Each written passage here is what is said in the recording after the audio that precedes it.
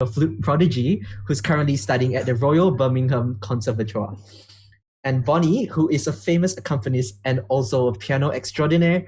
And finally, but not least, Lawrence Chiu, who is also a composer based in Kuala Lumpur and has written many pieces for flute and band. You can actually find out more about them through the link in the comment section below. Hi guys. All right. Hello. Hi. Let's get this party started. So just before we start this session, it's divided into two parts. The first will be 30 minutes in which we'll cover all the main topics in which you can find them down below. And then we'll put up a live summary that will be for 2 minutes in which you can just, gather your thoughts and ask questions in the comment section below.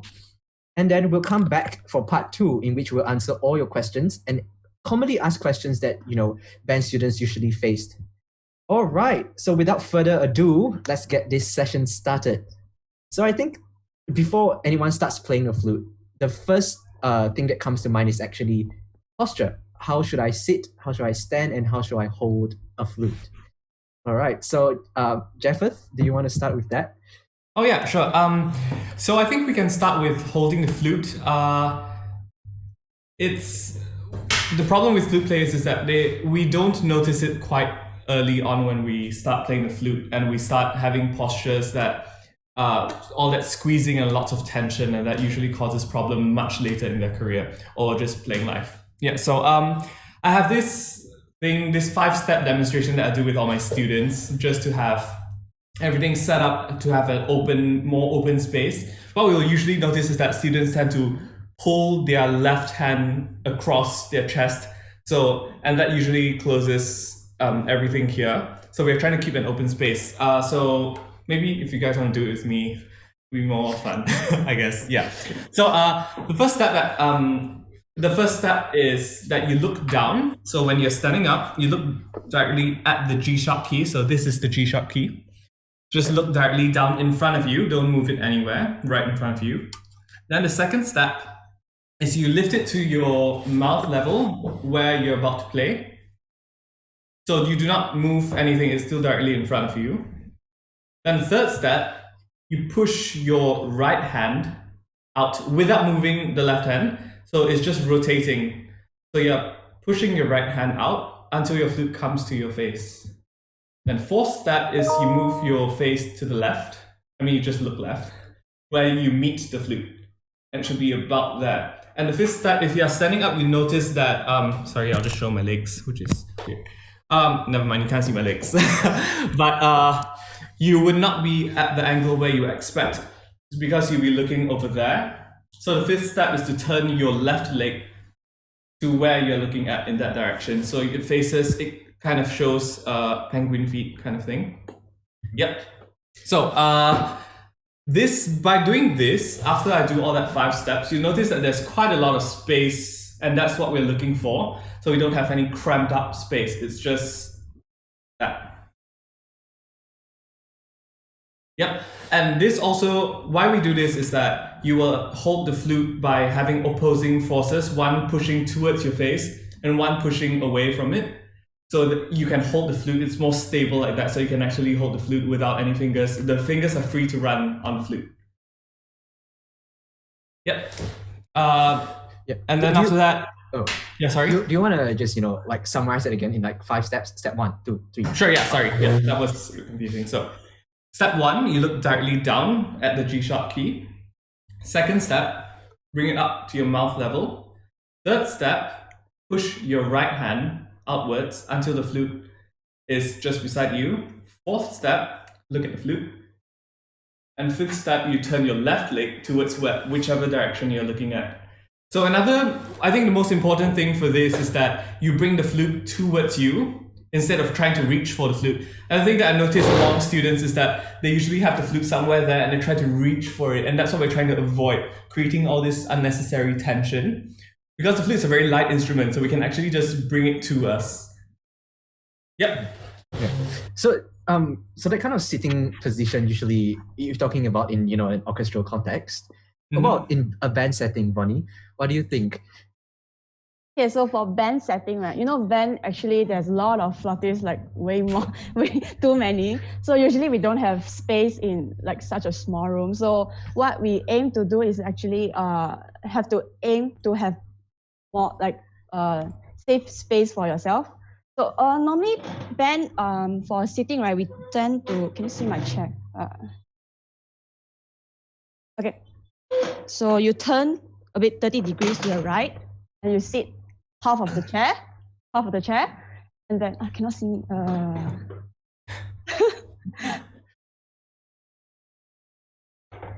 So let's say if the band, you don't have like a lot of space, but you try to have like what Jeff said just now. You have to have enough space for you. Like here, you don't do this, don't like do this or do this. You try to make it straight, and then also band. Normally the chairs are like stacked together, right? Each other, like stick together because no space, right? Yeah. So now what we normally do like is my chair is too high, so you put your hand at the back of the chair. Whoa. Yeah, so it's like your flute is at the back of your friend. Right. Okay. Right. And then so it's actually you can save space by doing one person put it in front, then the other person put it at the back. Then the other person put it in front, then the other person put it at the back. Okay. Yeah, that's how you create space for yourself. Yep. Right. Actually, another tip is that if you can actually have your flutes sit in the second row, maybe, I think that will help space them out slightly as well. Yeah, it's better. Yeah.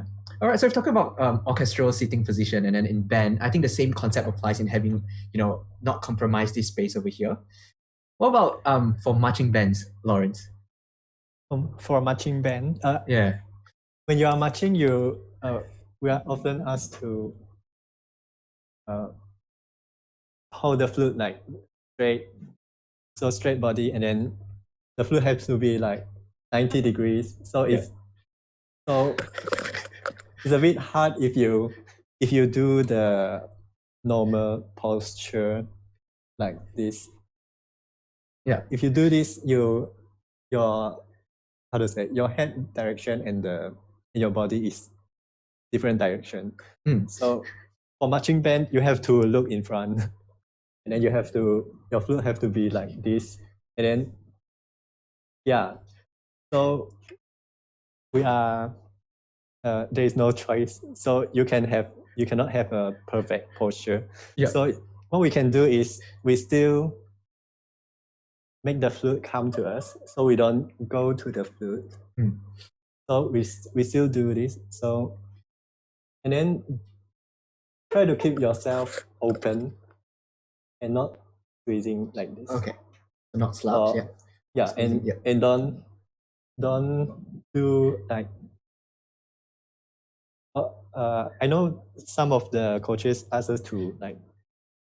Bring our shoulders back. Stand straight. Yeah. But don't do it too much.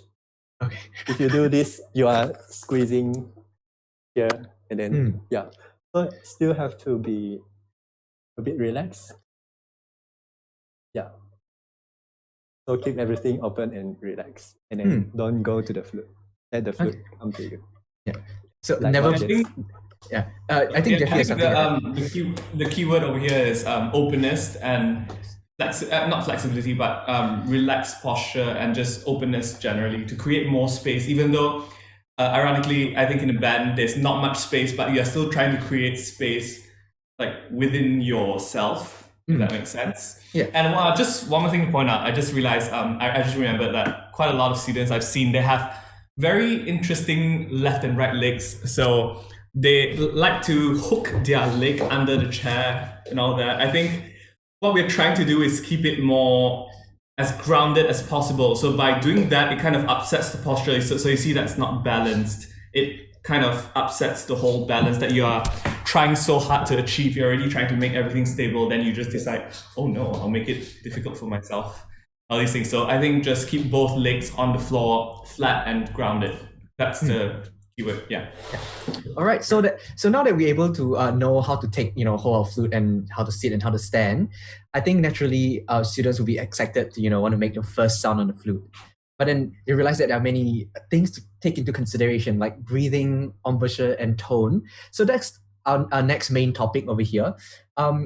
So any advice in terms of how, like breathing? I think flute is one instrument that actually requires quite a lot of air that people, tend to, not think of it that much. So, yeah, Jeffy, you want to start with, how to breathe? Sure. Yeah. I think probably Bonnie will just lead some of the breathing exercises later. Okay. So, one thing I noticed also is how weird it is because we always have to breathe like all the time. What we are trying not to do is actively suck in air, which it's very common. So you can see when flute players are about to begin and they go, oh, like your body knows what to do. It knows what to do. You don't have to make it happen that badly. You're just trying to encourage it to do it more than it usually does. So what I usually do is that I breathe out, and then just by looking at your face, you lower your jaw. So so if you just try that right now, if you just open your jaw downwards, I mean, there's only one jaw technically. So if you just drop your jaw and you just let the air flow in, keep everything very open as if you're yawning. If you just do a yawning exercise, if I pretend to yawn now, everything's very open. And that's what we're trying to achieve. So if you just open the lower jaw, the air just rushes in naturally. You don't have to suck in the air so forcefully. And I think the main thing is to keep everything open and just let the air come in naturally so you don't have to make it difficult. Because, again, your body knows what to do. Sorry, does Lawrence have anything to say on this? Or Bonnie? Yeah.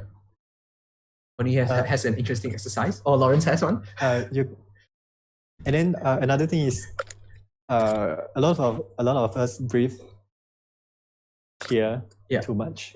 Like, so we always say, try to breathe down here. Breathe. So you can imagine like your body is a vase like the one behind Jeff. The one there. Yeah. So you always have to breathe down here and not too much up here. So maybe if you need more air, maybe you can, and then your stomach is full, maybe you can breathe out a bit.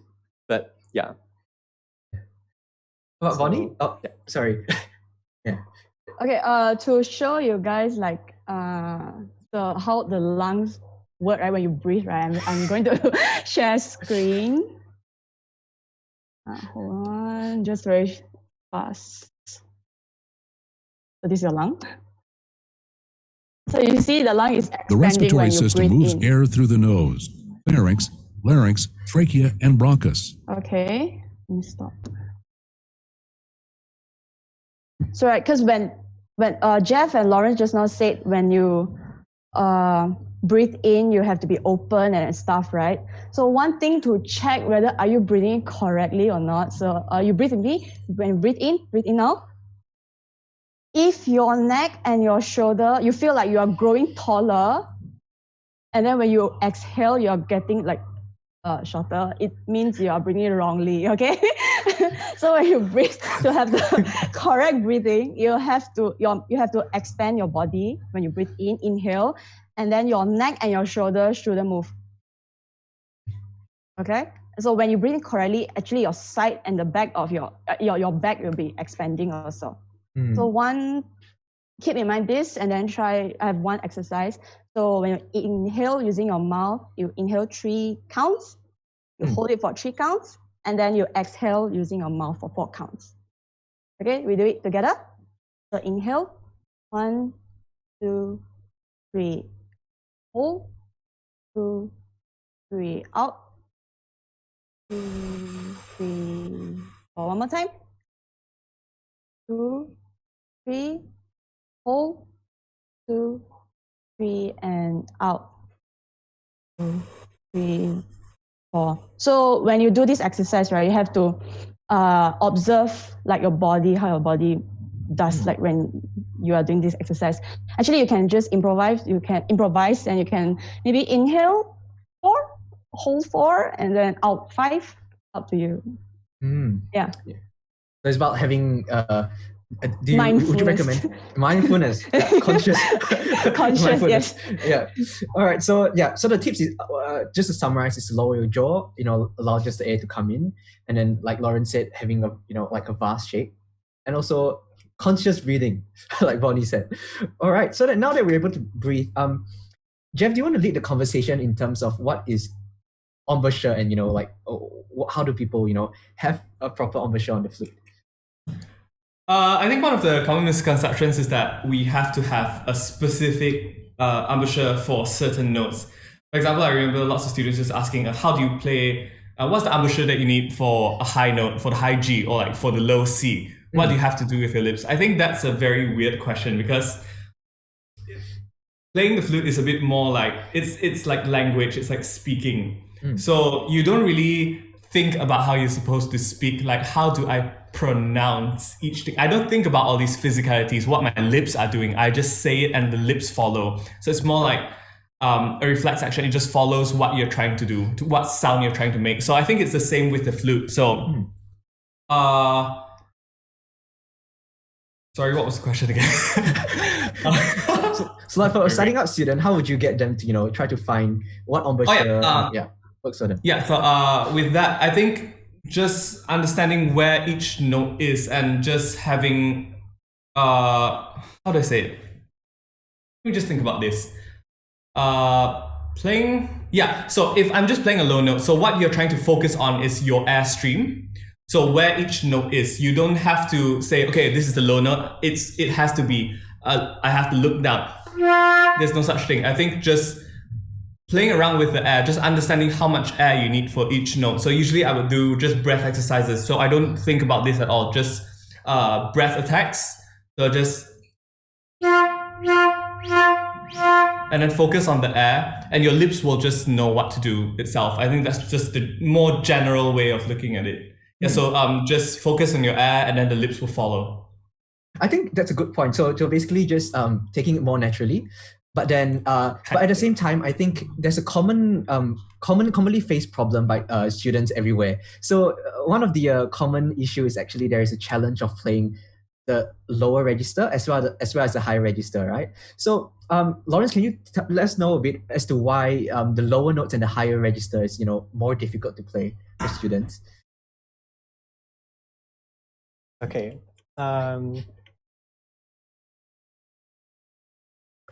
When you play low notes, and then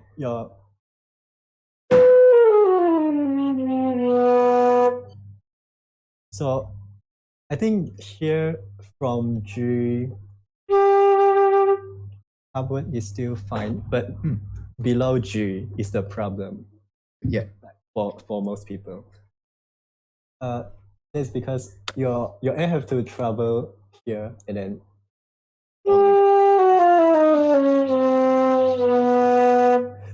Then sometimes I find that people hold their flute too hard, especially the right hand. So they actually stop the vibration. If you, because your flute needs to vibrate in a way, so they have a solid sound. Right.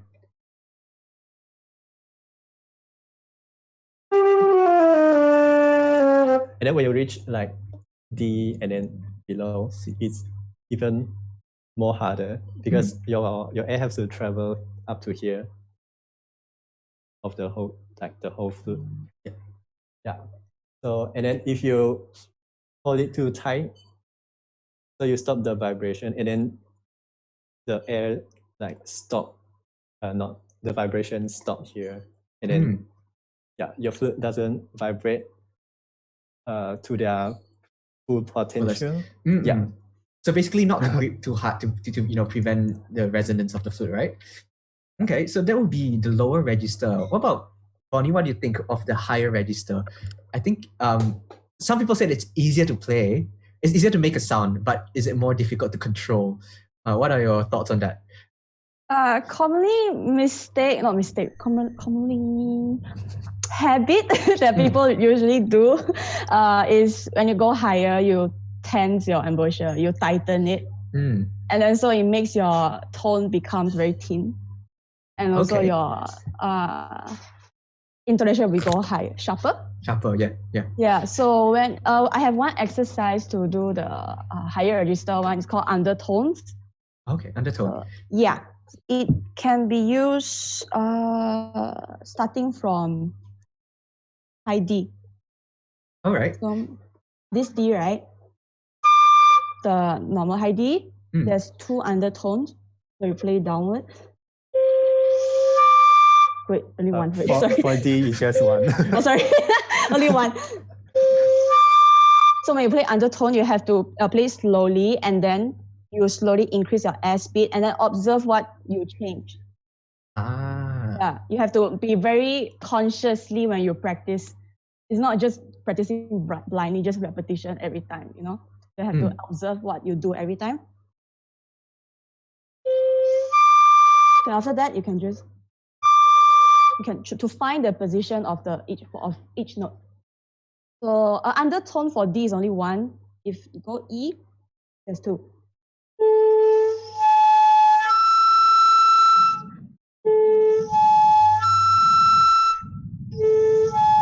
Then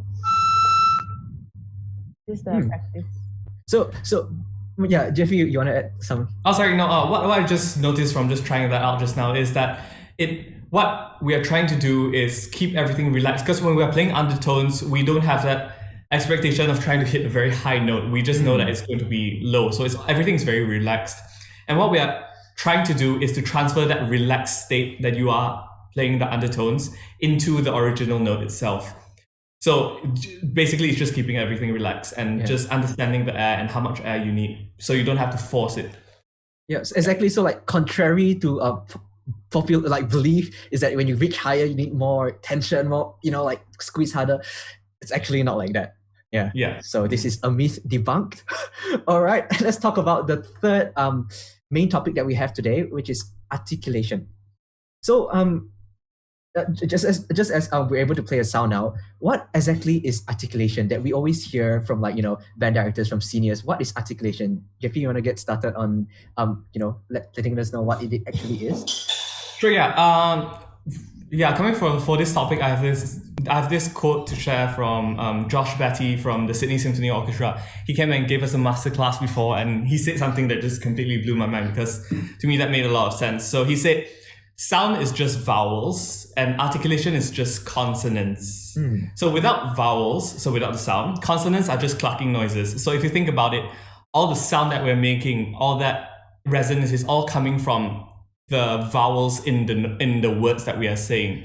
And the articulation is just all the tick. So if I don't have any vowels in my words, it's just going to be all these clucking noises that he mentions. And when it comes to articulation, I think lots of students have been asking a more common question is, how do you tongue? And to me, that's quite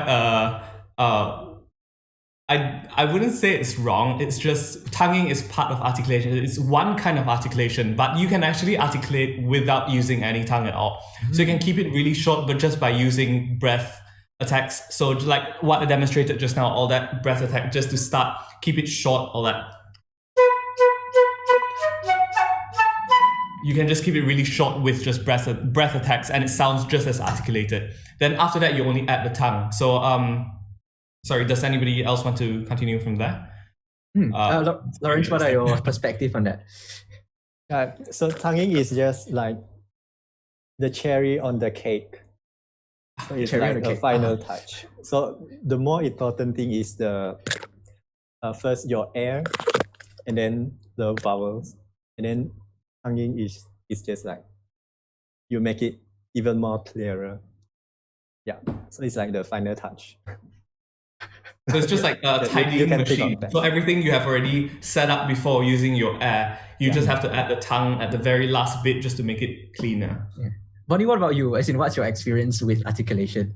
Oh, to add on to that point, right? Because they Yeah. say articulation is just like, cherry on the cake. And also it's, you have to think about vowel, not consonant, right? So imagine you're speaking the word T-E-A, T. So just say T. And then, so the point where your tongue touches, it's actually, you don't need to think like where to place your tongue, right? So it's the same as a flute. So when your tongue, right, actually don't need to, I need to put my tongue at this certain position where I play this note. Yeah. Yeah. I think So basically the most natural point, I think. So what Bonnie was saying, like when you just say the sentence, would you like to drink some tea? Where you say the word tea, where your tongue is probably the most natural point that you can find. So that's where is the starting point for your tonguing, I think. Yeah. I think a common theme that I've been seeing from all these main topics that we're talking about is really not to complicate things, I think, number one, and really find what we've been doing naturally every day, day-to-day life, and just incorporating that in flute playing. Yeah. It's when playing an instrument, it's supposed to be in the most relaxed state that you can, right? Yeah. All right. Okay, so there's actually one question that just came in from our audience, live audience. It can be, it's an open question, so anyone can answer. For young children aged around 6 or 7, usually they lose, like 2 of their front teeth. So would their playing be affected, like the tone quality? If yes, how or what would the teacher help to correct it? Yeah. Anyone want to start with that? Lawrence? I haven't encountered anyone that young Not yet. who decided to learn flute. Okay. What about Jeffrey? Do you have any? This is a very good question. Very good question. interesting question. I never actually very noticed difficult how much the question. teeth affects. As in, one of the things that came to my mind is like, how would you articulate without, I don't know, without. I think, at least for me, where I'm placing my tongue, as in when we are articulating, mine doesn't really touch the teeth. Okay. So it's where it's slightly higher than where the gum. This is very specific, but where the gum and the teeth meet, so just slightly above that. So it doesn't really affect. And again, I guess if you don't have any front teeth, there's less resistance. Okay. So Yeah. it can be slightly more free in a way. That's a very interesting question. I think I'll look it up and try to come. That's a really interesting question. Bonnie, do you have any experience with that? Any students? I haven't lost any of my front teeth before, so Wait, I'm not. Huh? Really? What? As in, you haven't lost any? I don't hasn't lost think. any front- No. Really? sure. At Oh, least not I- sure. Okay, never mind. At least because I started playing flute when I was 13 years old, so I'm not sure. So I think it might help with the resistance thing, because when we play flute, we usually have to open jaw, right? Yeah. So you don't play flute like closed teeth, right? The air will go through. So maybe it will. Yeah. You know what? This question has it's a really, really good question. I think we're all stumped at the moment. So let's just leave the question there. If any of the panelists actually find out the answer to that, or like have any experience in that, you can just answer the question in the comment section below. Yeah. All right. Okay. So now let's talk about one. I think rarely talk about issues in probably band settings in Sarawak. I'm not sure about in West Malaysia, but like how important is vibrato, and how do you execute vibrato on the flute? Yeah, Bonnie. Vibrato, usually we don't. It's more like a decoration. Okay. So Lawrence say cherry is the tonguing. I would say vibrato maybe the icing. Icing? Sprinkles, I don't know. All right. Vibrato, normally it's more, I think teacher will encourage students to only learn vibrato when they have good air support and good tone, then only you start working. So it's not recommended if you beginner and then you want to jump straight into vibrato and when your basics are not so developed yet. I have one practice method which I practiced last time, which I use, is you take out your metronome. Wait, let me find metronome. You set it to maybe 60. 60, and then remember the breath attacks that Jeff mentioned just now. So without tonguing, you just no, with breath attack, and then per crotchet beat, maybe I do it 60. You hear? Yep. Yeah. So you choose one note that you like the most, maybe A. So breath attack. Then after practicing this crotchet beat, right? So you add one more, so make it quaver.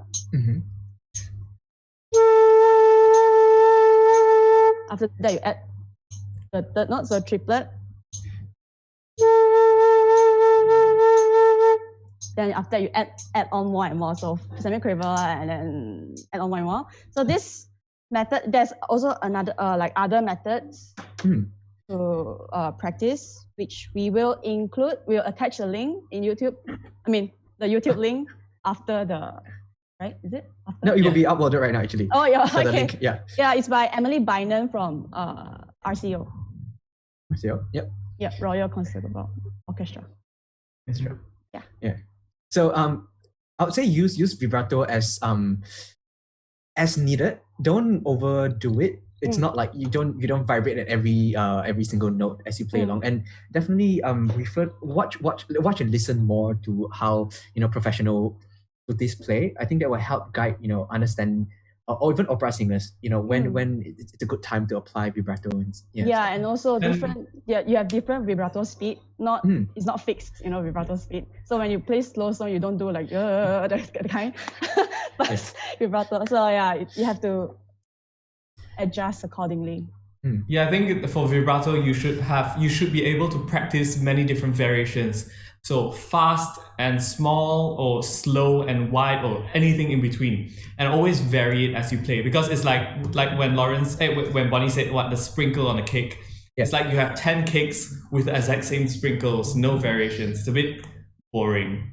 So you should practice all different kinds and then just use it as you need it. So you have more tools to use.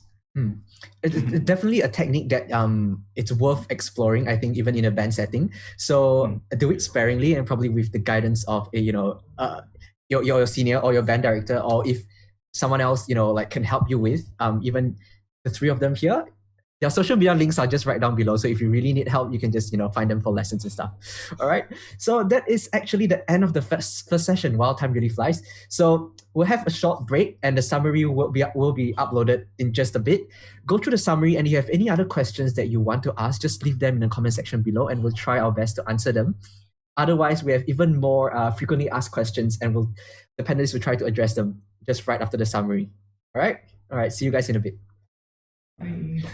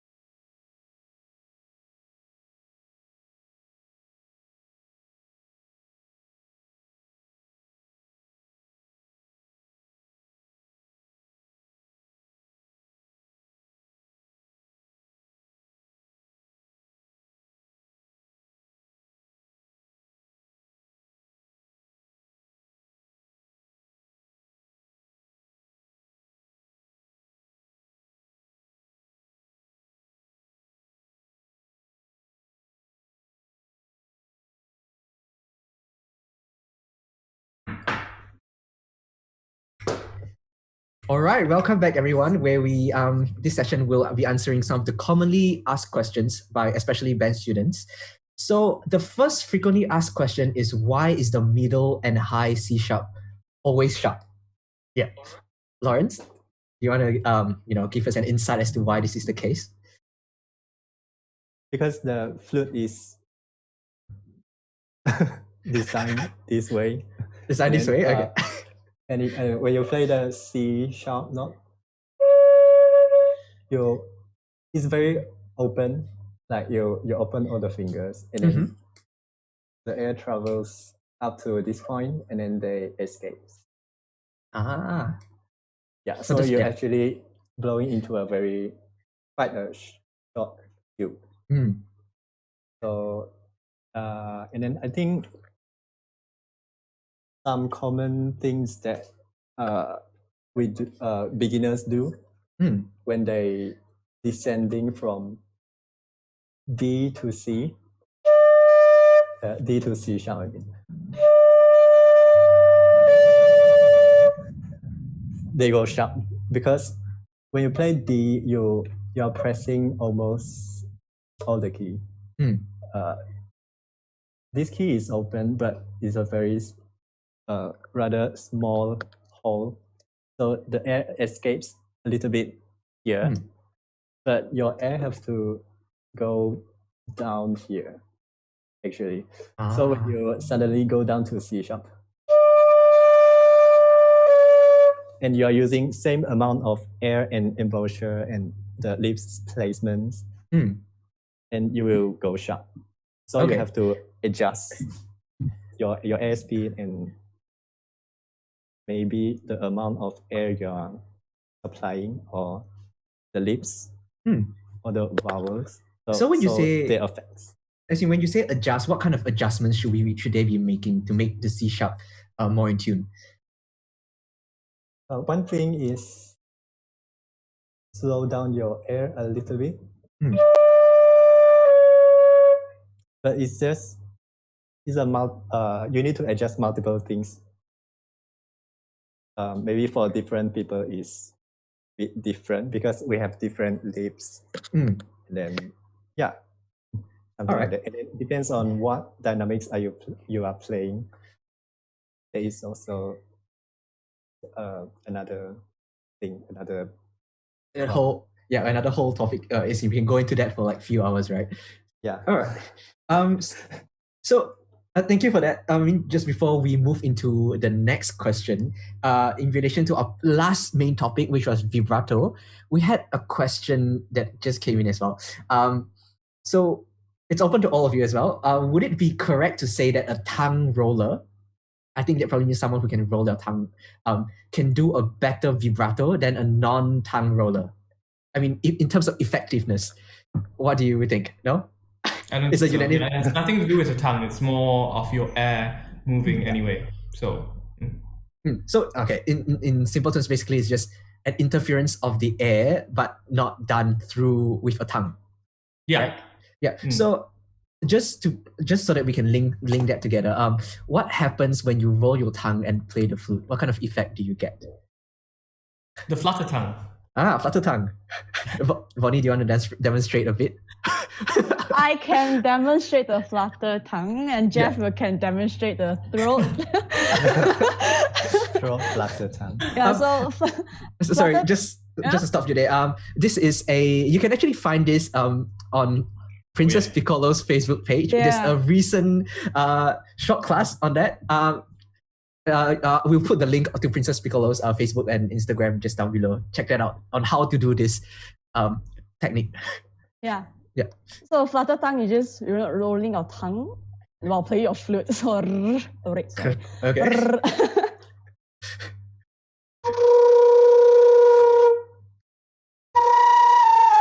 Yeah. It's not like that. It's extended technique. Extended technique. Yeah. Yeah. Jeffy? Oh yeah, so there's this thing that Sonia Croucher, the principal piccolo of MPO, she has taught us this technique called I'm not sure of the exact. I mean, it's still a flutter tongue, but you're actually using your throat. There's all the step-by-step guidance in her video. You can just watch it later. So Basically, it's using your throat to do a very fast flutter, and so everything is very relaxed here. You don't have to move your tongue at all. So let's hope it works this time. So the regular one would be using your tongue. So you realize that when I go lower, it disappears, the sound, because it's very hard to keep the air going to the end of the tube while still rolling your tongue. So there's this one where it uses the throat, so it's it's much more relaxed. So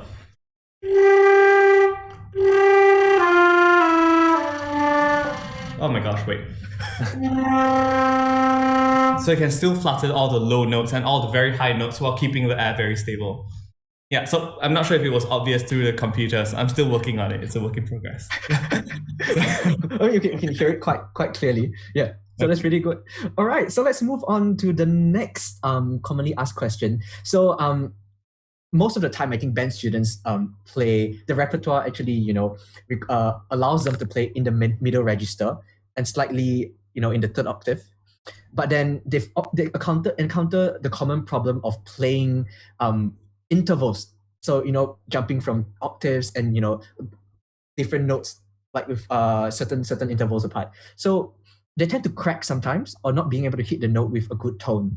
What advice can you have for a student who asks this question? Why can't I play intervals well? Lawrence? Again, the air. Air, okay. Yeah. So the tips I can give is you have to know where you are going. So you are going to B. When you are going from B to, let's say, B. Mm-hmm.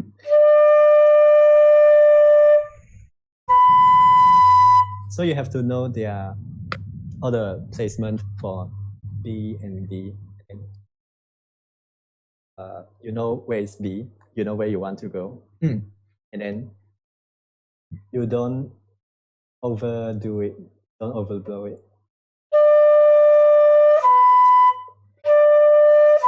So the next thing you want to do is to connect the two of the notes.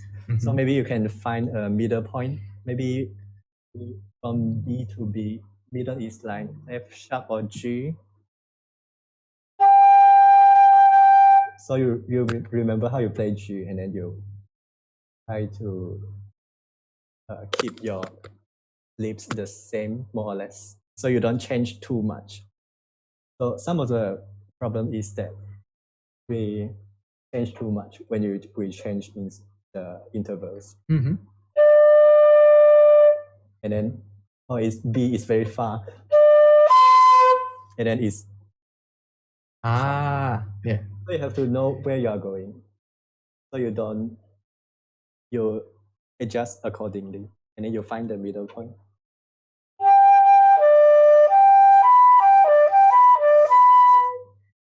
Yeah, so that will help.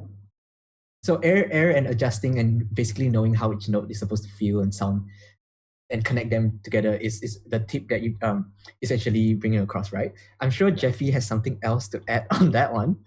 Oh yeah. So talking about air, like when Lawrence mentioned air, I think that was again the most important point about playing the flute. So when trying to reach from a low note to a high note, I think the most important thing is to keep the air going. Very often you can see students just when you go higher, you will need a faster air stream. Yeah. So not to suddenly do that jump. So imagine your air as a very long spaghetti. So right now, let's say that the low note is, the spaghetti is now slanted. So this is your high note and this is your low note. So to keep blowing the air through the note, not just to the note. So not do that sudden jump, but through the note. So let's say I'm going to do a 2-octave jump from a low G to a high G. It's very normal to see people do that because they want to reach that note and it's a sudden jump. So I think what you can do is to really, really focus on your air and increasing it through the lower note so that it reaches the airspeed of the higher note. And then after that, you change your fingers. So, oh, sorry, that didn't work.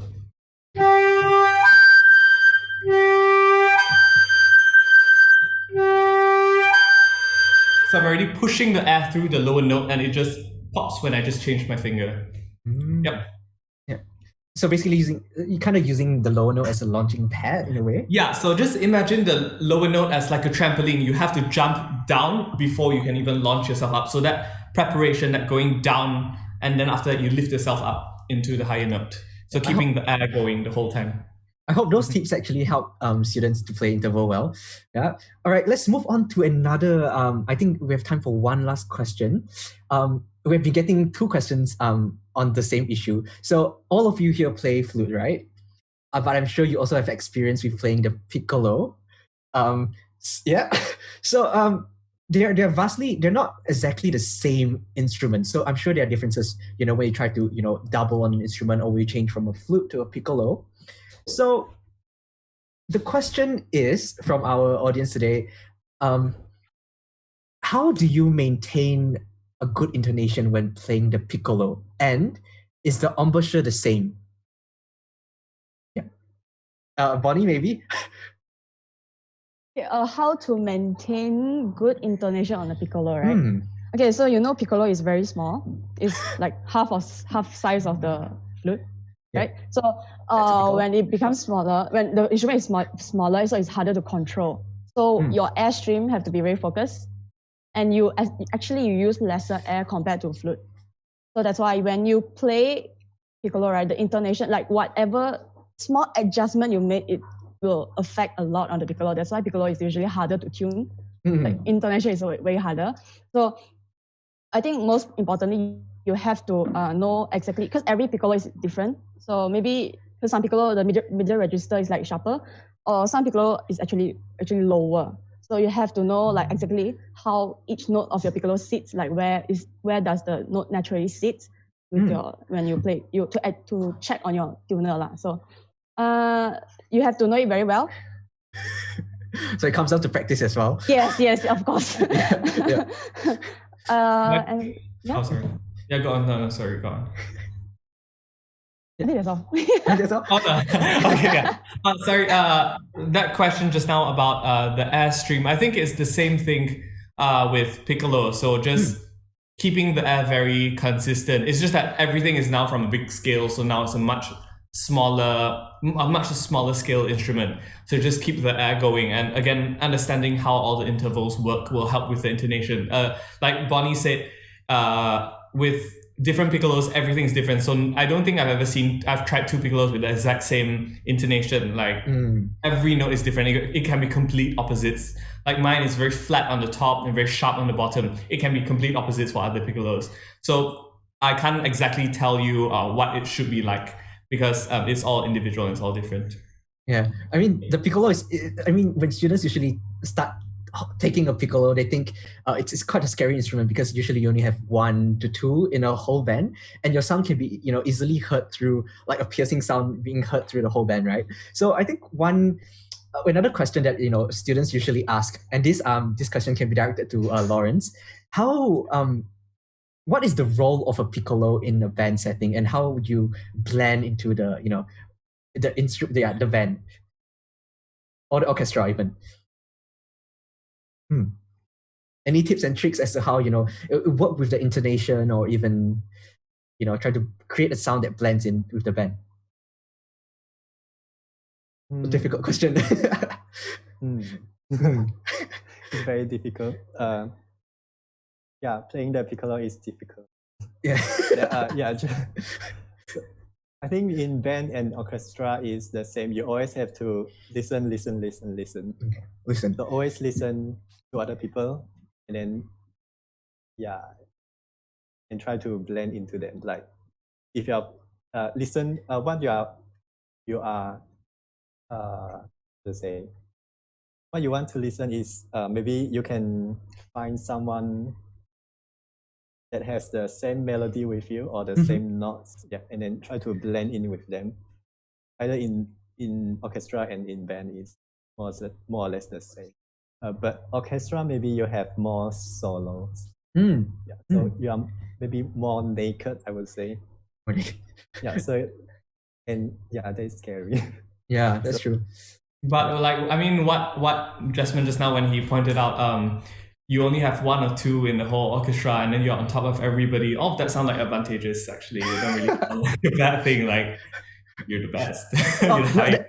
That's exactly the thing. So like having a piccolo in your hand is sort of like having it's sort of given you something symbolic that something that's really powerful. You can either destroy, like make yourself, yeah, exactly, or you could really use that to your band's advantage and really create that upper partial in the like overtone in the band that helps to create a deeper vertical kind of sound in a band. And I think that really adds texture and color, which you can either do it well or not. But the thing is for piccolo, right? If you play piccolo, you cannot be shy. You have to shine. You have to shine. Yeah. I think understanding your role really helps, because I'm sure there are piccolo solo parts as well in for band pieces.